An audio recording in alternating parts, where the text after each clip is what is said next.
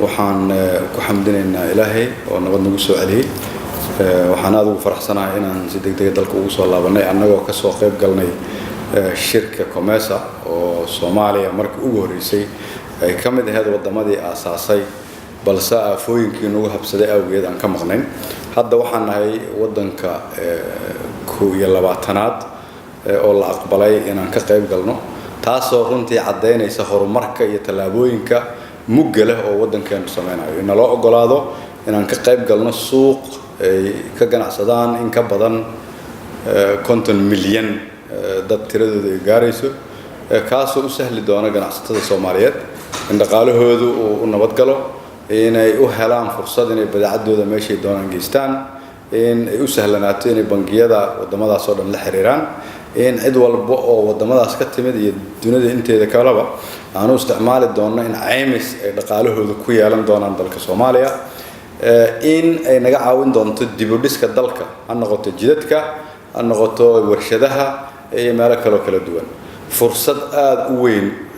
aan aaminsanahay inay tahay waxaan aad ugu hambalyeeynayaa dadka Soomaaliyeed gaar ahaan ganacsatada Soomaaliyeed oo weligeed ahaan jirtay laf dhabarka bulshada marka la yiraahdo dib u dhiska dalka iyo horumarinta ganacsiga iyo dhaqaalaha iyaga ay fursad siin doontaa arrinkani marka ganacsatadeenu ay fursad helaan waxa fursad helay dalka sababtoo qof walba oo ganacsada oo bilaabo ganacsi wuxuu shaqaaleysiinayaa dad Soomaaliyeed wuxuu bixinayaa canshuurtaas waxa lagu dabooli doonaa adeegyada ay u baahan tahay bulshada ku beeritaanka COMESA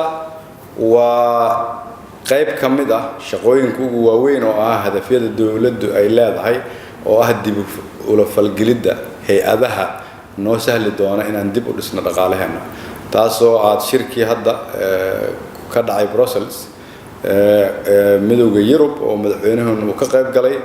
aad ka aragteen in ka badan 50 dawladood ku dhawaad 60 dawladood ay u muujiyeen dawladda Soomaaliya inay tahay fursadii ugu wanaagsaneed ee dawladda oo ay kulligood ku rajo qabaan Soomaaliya inay ku soo noqotay meeshii mustaqbalka laga filayo halkaas oo iyada lafteeda ay ka soo baxday waxaan hore uga dhici jirin in dawladda Soomaaliyeed lagu kaalmeyn doono dhaqaale iyada toos loogu dhiibo laguna aamino qof walba Soomaaliyeed oo daawanaya markaa waxaan ka codsanayaa in dawladnimada dib loo dhiso wax aad u dhib badan lamana dhisi karo shacabku haddaanu garab istaagin sanad iyo labana lagu dhisi karo aan dul qaadano aan iimaan isgelino aan inta aan islaanahay wax weyn naga duminaysaa iska celino adduunyada aan tusino in sharafteena iyo karaamadeena inaan soo celino aan diyaar u nahay ma maadsantii